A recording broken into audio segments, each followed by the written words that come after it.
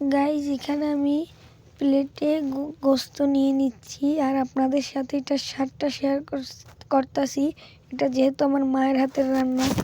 ও guys এটার স্বাদটা তো দারুণ গাইজ। এটার স্বাদটা আমার কাছে অনেক ভালো লেগেছে গাইজ। ও গাইজ এরকম রান্না মা ছাড়া আর কেউ পারে না। Hey guys, Assalamualaikum. Myself Tuntu Bhai. My name is Rakib Hussain and welcome to my another vlog.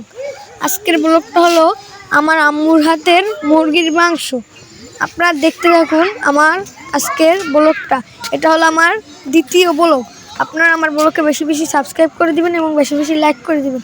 তাহলে দেরি না করে আমাদের ভিডিও শুরু করা যাক। এদিকে আমার আম্মু মাংস কাটাকাটি শুরু করে দিয়েছে। আমার আম্মু মাংস কাটতেছে।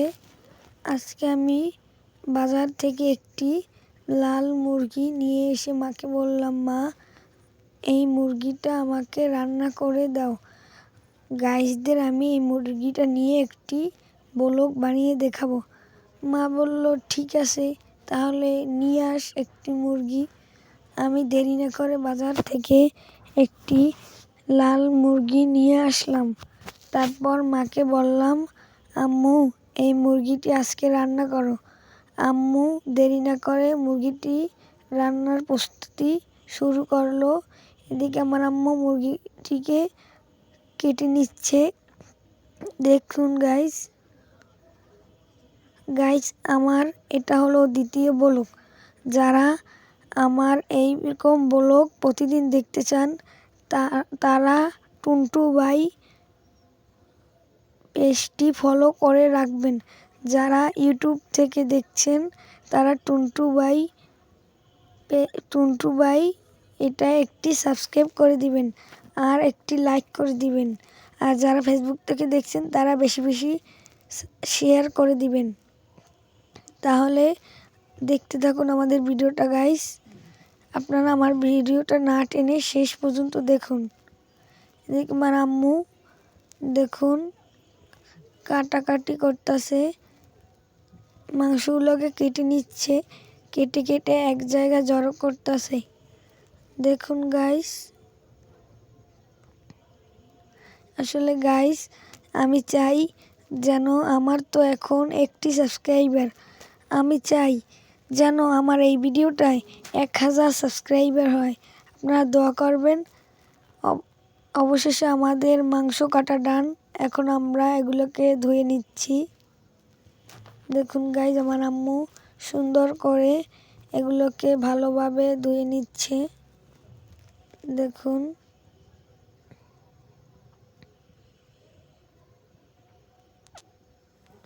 দেখুন মাংসগুলোকে ভালোভাবে ধুয়ে নিচ্ছে আমরা। দেখুন গাইস আমার এই ইউটিউব চ্যানেলটিতে যেদিন 1 লাখ সাবস্ক্রাইবার হবে সেদিন থেকে আমি প্রতিজ্ঞা নিয়েছি যে সেদিন থেকে আমি বিদেশ গিয়ে ব্লগ বানাবো। আপনারা দেখতে থাকুন আমাদের মাংস ধোয়া ডান। এখন এগুলোকে আমরা একটা পাতিলে নিয়ে নিচ্ছি। দেখুন গাইস,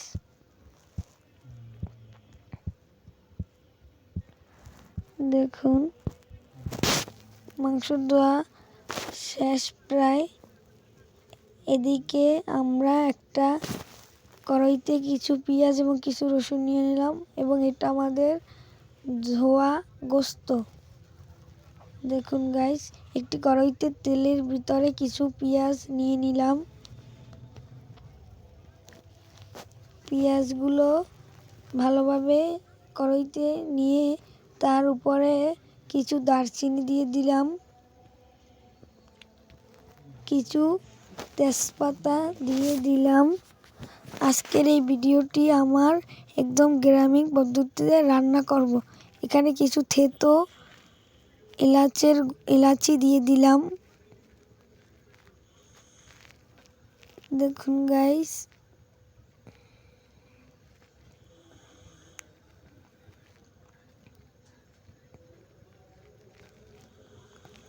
এদিকে আমাদের মাংসটা রেডি। এখন এটাকে আমার আম্মু মশলাটাকে ভালোভাবে নাড়াচাড়া করে নিচ্ছে। দেখুন গাইস, এখানে 1 চামচ হলুদ, আরও 1 চামচ হলুদ দিয়ে দিলে, তারপর 2 চামচ মরিচ দিয়ে দিলেন। তারপর এটাকে ভালোভাবে মিশিয়ে নিচ্ছে। দেখুন গাইস,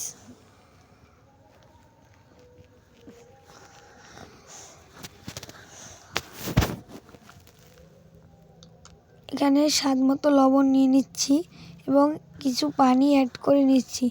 তারপর আমার আম্মু এটাকে ভালোভাবে নাড়াচাড়া করে নিচ্ছে।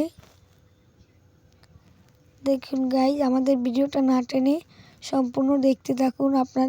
আমরা আজকে একটি সুন্দর ভিডিও দেখাতে চলেছি। দেখুন গাইস,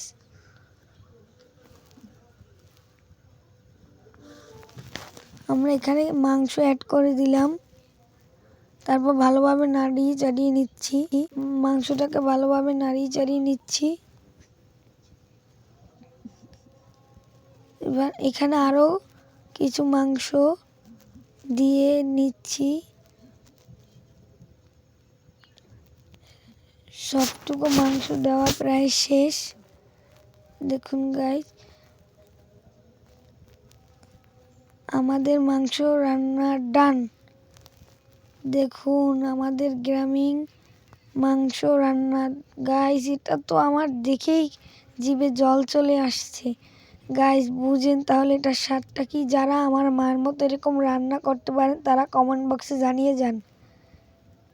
দেখুন গাইস, এখন আমি প্লেটে কিছু ভাত নিয়ে নিচ্ছি এবং গোস্তগুলো আমি প্লেটে বেড়ে নিচ্ছি। আমি আজকে আপনাদের মাংসর স্বাদটা শেয়ার করব। এমন স্বাদ গাইস, মার হাতে ছাড়া আর কোনোখানে আমি খাই না এরকম সুন্দর মাংস।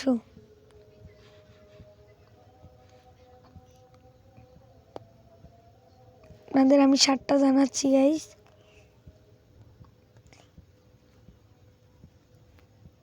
দেখুন আমার আজকে গাইস, এটা তো অনেক সুন্দর হয়েছে গাইস। বুঝতে হবে এটা আমার মা রান্না করেছে গাইস। দেখুন গাইস, এটার স্বাদটা দারুণ গাইস। আজকের ভিডিওটা এই পর্যন্তই। আপনাদের সাথে নেক্সট ভিডিওতে দেখা হবে। আজকের মতো এখান থেকে বিদায় নিচ্ছি। ততক্ষণ আপনারা ভালো থাকবেন, সুস্থ থাকবেন। টাটা, দেখা পান, খোদা হাফেজ।